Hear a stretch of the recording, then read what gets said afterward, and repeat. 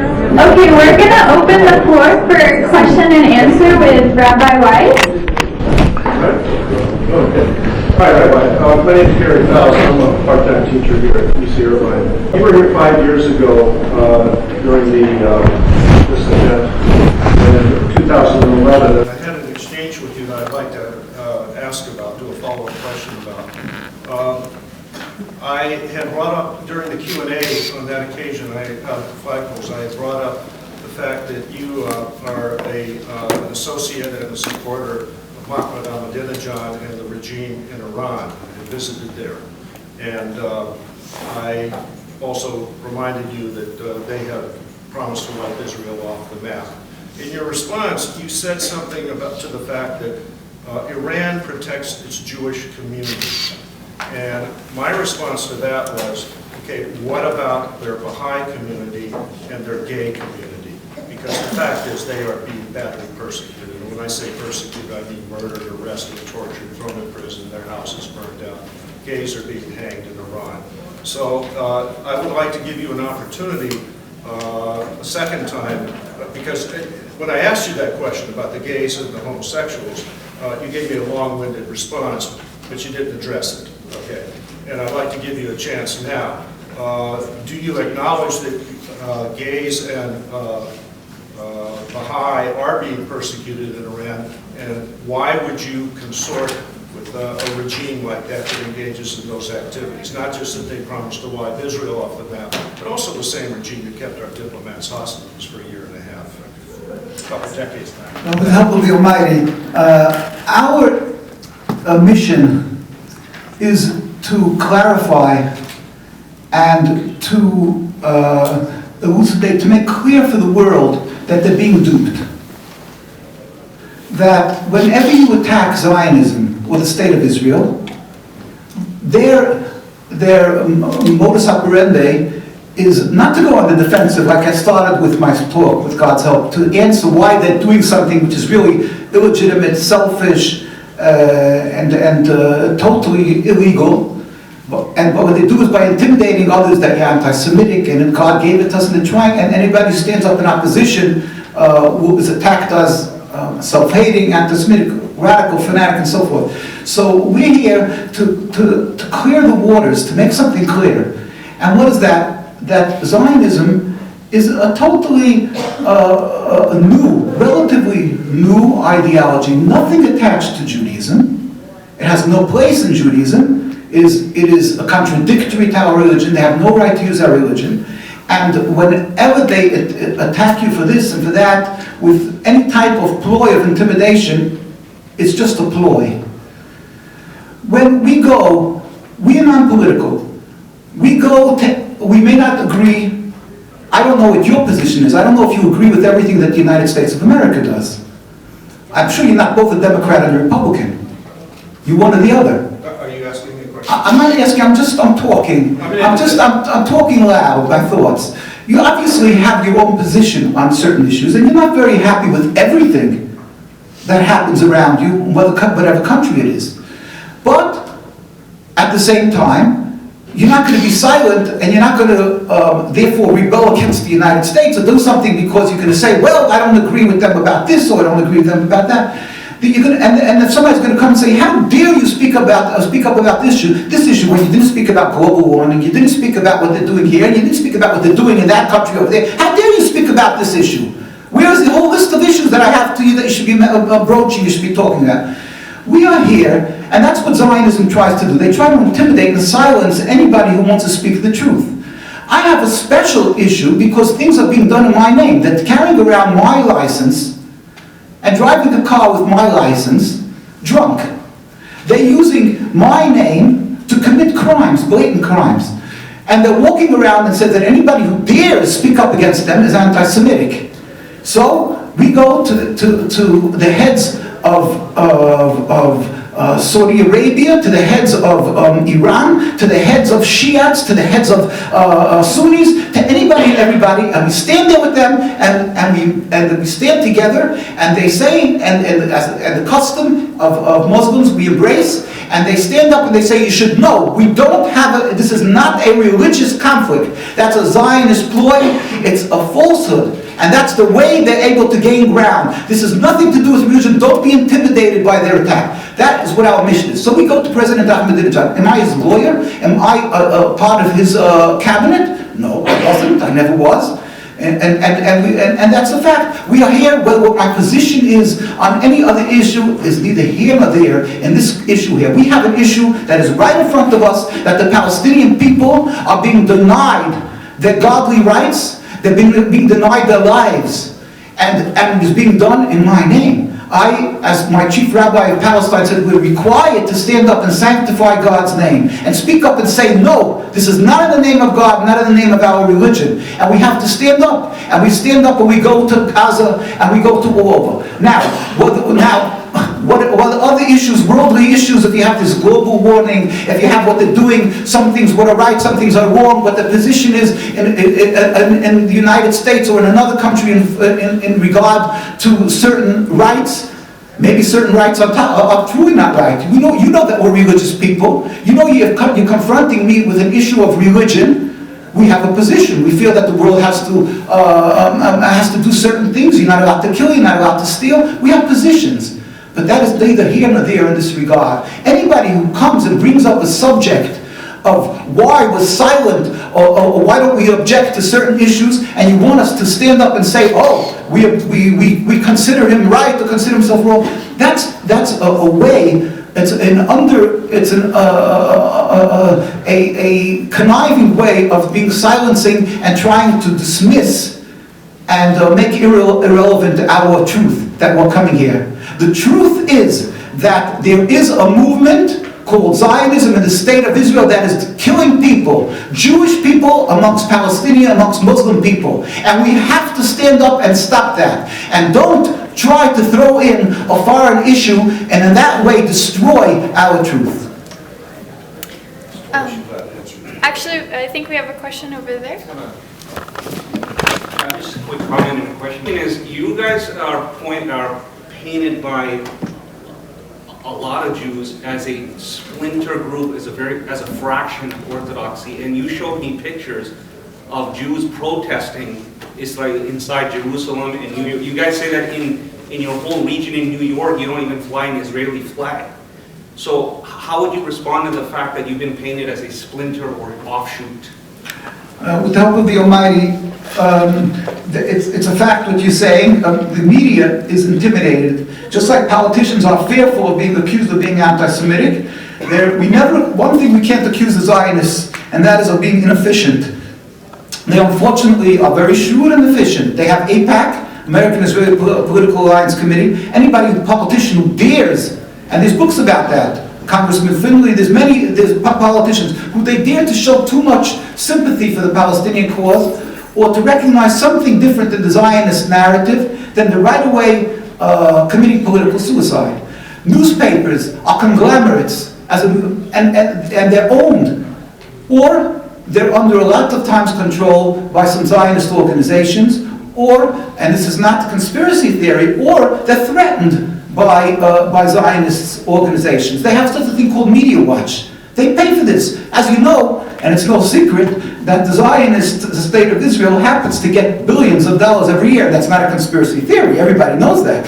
And they use that money not only simply for whatever illegal things that they say they do, but it also goes in for the most expensive PR firms. And they pay to turn over Hillel. Hillel was created way back when in universities that Jews should have a place to eat kosher, to pray, and they invest in millions and millions in order to make it a place where they can sell Zionism. And in fact, there was a president of a chapter of Hillel. She got an email from the embassy of Israel saying that she should speak about Zionism. She was stupid enough to answer, and she wrote back and she said, well, that's not the Bible, the issue of Hillel. Hillel is for Jewish causes. And she was immediately dismissed. This was in Richmond, Virginia, I believe. This is honored because what they do is they put in they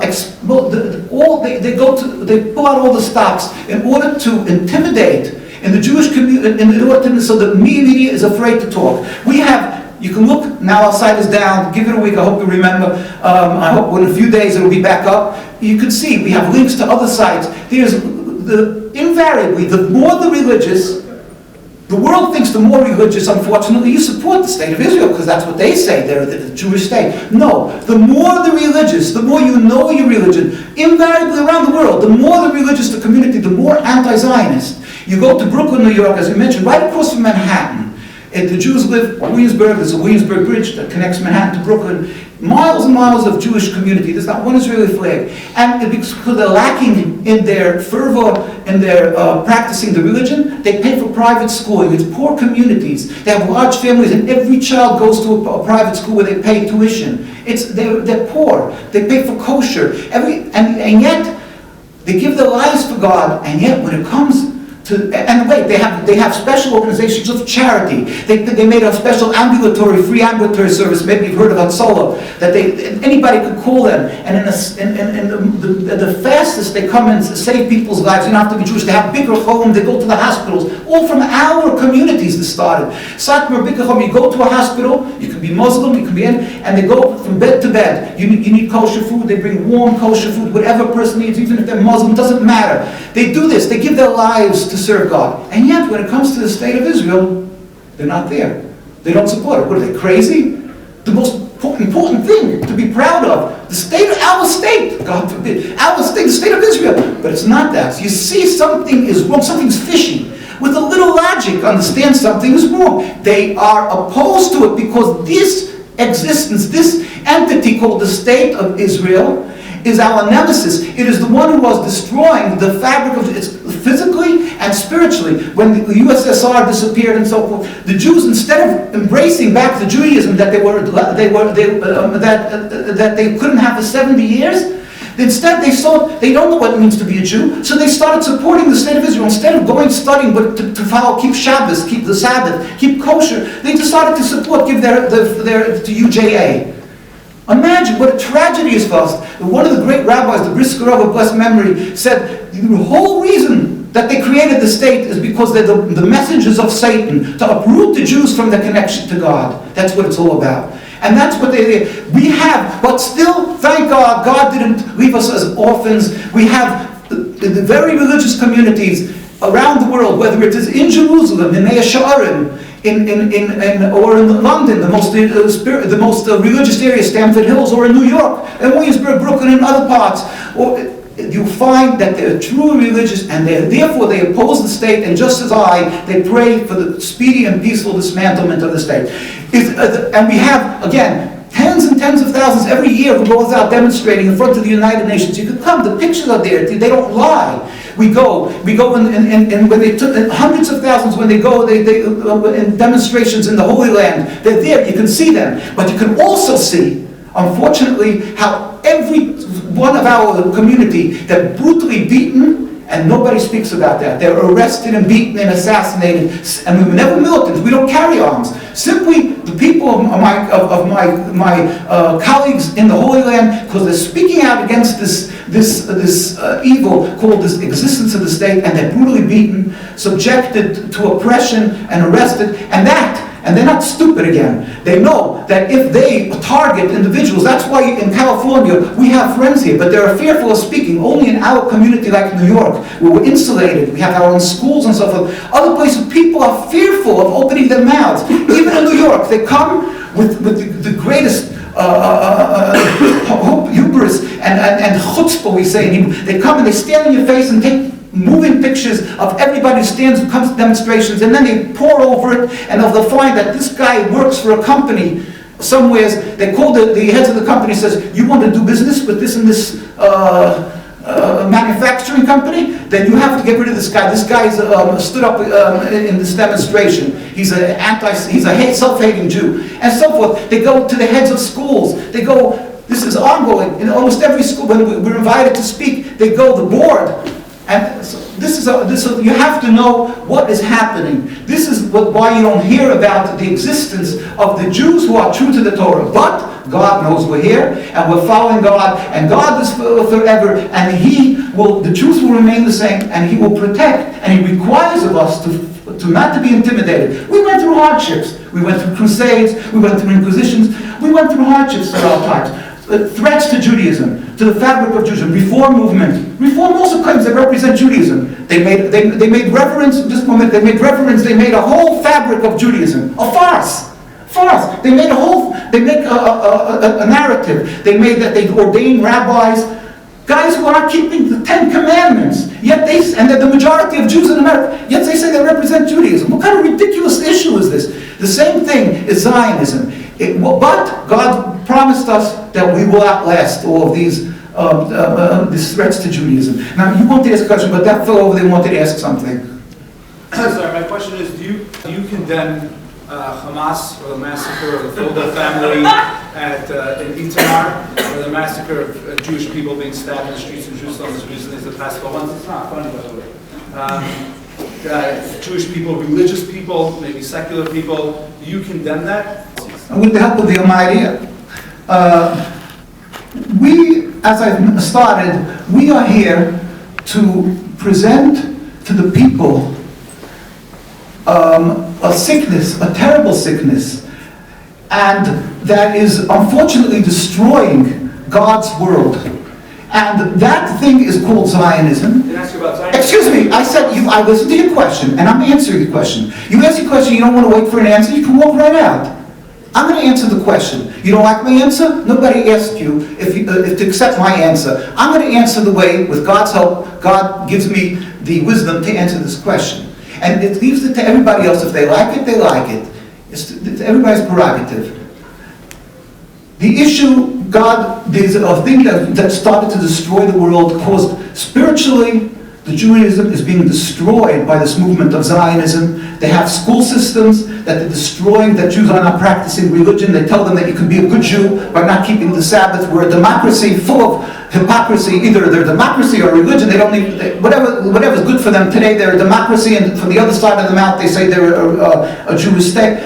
Then they go and they destroy physically the lives of the Palestinians, of Jewish people. We are here and obligated by God because the name of God and the name of our religion is being sullied and people are being destroyed in our land. We are required to stand up and clarify and help people to understand and to step out of this confusion. Now, so people come along, and some people come along and they start throwing different intimidation questions. Tell me, you must answer this question first. Don't dare speak about the issue or the underlying sickness. You have to answer this question. If not, then I'm not going to be able to sleep tonight, and everything you said is ridiculous. Whether the patient who was hemorrhaging and the brain surgeon is standing there, and he's in the middle of an operation, and somebody comes along and says, "Hey, you got to take care of what I said. You have to do what I say." And he says, "Do me a favor, be quiet, let me do my operation." He says, "You murderer, you're making a slit in the guy's brain. How dare you make a slit in the guy's brain? How dare you?" And he said, "I'm going to stop you because you're a murderer. I see you standing with a scalpel in your hand and you're going to cut the guy's head open." And then he's going to call for security and get him thrown out. That's what he's going to do with this guy's instructors. People come and they have a ploy, Zionism. When anybody tries to stop their insidious move of expanding in the settlements, whenever they try to stop Zionism in its tracks, so they right away say, "See that guy over there, that Nelson Mandela?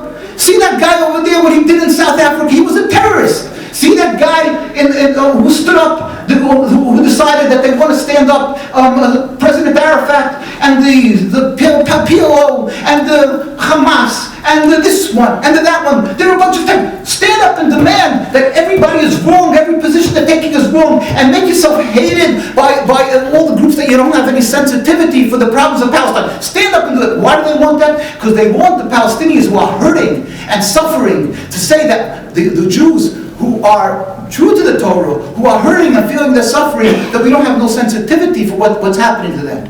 We stand up and we say, I'm not moved by you. I'm not even intimidated by your questions. We know where you're coming from. It's an intimidation tactic. It's a way that we should be disqualified in when we're coming and speaking the truth. The truth is this, that when people are oppressed, if they would come to Irvine, how much does it take up a part of the United States of America? How much percent of is Irvine in the United States of America? What would be if China decides that Irvine, they need this Irvine, they don't have to have many, many billions of people, they need a place called Irvine. They're going to take Irvine, just Irvine. And people are going to start standing up, United States citizens, and say, how dare you, it's the United States of America. And there's going to be reaction. Now, I'm clearly stating, we don't condone violence. It's not now, we've gone through trials and tribulations for 2,000 years. The Jewish way and system of dealing it is through prayer. We have to say when Esau wanted to kill Jacob, it says it in the 5 books of Moses, he said prayers, he prayed to God, and then he brought presents to win back the friendship of Esau, and he prepared his camp to run away. He divided his wives into 2 camps, that they should run away, and that if one's caught, the other should be able to escape. That is our way of facing our problems. People scoff at that. The Zionists say never again. But there's a Zionist approach, and there's a Jewish approach. So we don't condone violence. Our Jewish approach has nothing to do with violence. Yet, we are not going to be pulled into that Zionist ploy that they're not stupid, I said they're shrewd. And they want to disqualify, so we should get mixed into the suffering of the Palestinian people and what they do and what they don't do and which group is right and which group is not group, because they want that we should stand and become recognized as insensitive to the suffering of the Palestinians just as they are. So when somebody stands there coldly and says, so what do you say to Hamas? Excuse me, did you address the fact that it's from way before 1948, Deir Yassin and all these other places were destroyed and these peoples don't have lives? Are you talking what do you say to Deir Yassin? What do you say what about that? What do you say to Hamas? Tell me something. Hamas is your problem? When did Hamas start? In 1948? When did this happen? Where were you then? What about 1948? Were you also standing there asking, what about Hamas? Why are you so insensitive to your brothers' suffering, your Jewish brethren, who you go around and try to put them, that they should put on that tefillin, that phylacteries? Why aren't you worried that they come out as maybe 1 million Jews left the USSR after Sudan and they're not keeping Shabbos because of Zionism? Why aren't you interested that Jews in France and every place around the world has a yellow star because the people think that they're supportive of the Zionist inhumane acts? Why aren't you worried about that? You busy that we should be busy with Hamas, and they should, yes, Hamas, not Hamas, and in the meantime be able to build more apartment buildings in Hebron? Is that what you're busy with? Don't get me. I'm not going to be pulled into this ploy, into this attack. We, as Jewish people, have nothing to do with violence. We want to save the world from this violence. We want the world to step back, and instead of buying the Zionist narrative that this is a religious conflict, that the Muslims hate the Jews, they should stand back and say, wait a second, I've been duped. This is a Madoff scheme. I've been duped. The occupation is totally illegitimate, and that the majority of people living there were Muslims, and we have a way of profusely apologizing to the Muslims and recreating a free Palestine. That is the approach. And you know what? And there won't be any Hamas, and there won't be any other problems between Palestinians and Jews. That will be the true solution. Oh, I'm so sorry. Yeah, go ahead. Okay, that's okay. So what I've done research and stuff like that, I know that Hamas was created by the state so they can fight the PLO. What's your point of view of Hamas and the PLO? I mentioned earlier, they asked me about Iran and so forth. We are not, we are apolitical. We don't get into any political issues. We are here to stand by the Palestinian people, and that the people should see that this is not a religious conflict. What the Palestinian people do, God should help them and open the gates of wisdom, that they should take the proper leaders and leaders that should lead them to peace and prosperity, and we should have a land free of the occupation. That's what God should do. However God does it and however what it is, I'm not here to be busy with this political issue. In regard to that guy, as if anybody knows, is from Chabad, and it happens to be, ironically, that all the Chabad leaders, till the last one, we have many of their writings, were the most lucid, the most clear in their opposition to Zionism, and that's why even that movement of Chabad, that they're on all campuses, they don't fly an Israeli flag, mind you. They won't, because they can't, because they're in their tradition. Their own rabbis were in opposition to the concept of Zionism, and entirely, and the most outspoken against Zionism.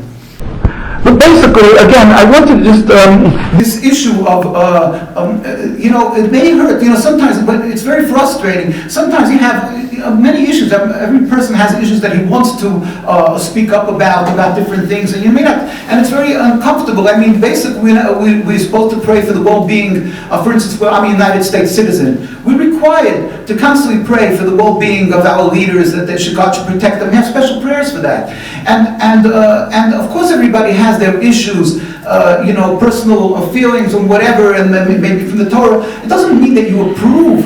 Obviously, we as Jewish people, it says in the Torah that God disapproves of homosexuality, disapproves of bestiality, whatever, and abortions and things like that. But that's not so sometimes it's, maybe frustrating when you meet with a leader who may not even, who may disagree about this issue and that issue. But that is neither here nor there. That's not the point. Obviously, anybody with a little logic, with a little feeling, knows that when he's going to stand up and try to save people from death and suffering, and any country, any leader of any country, when they stood up to save people, they went and they spoke to people who they disagreed with, and they tried to come through with them. That's what the United Nations are all about. If everybody would agree to one system in the world, then it would be instead of the United States, it would be the United World.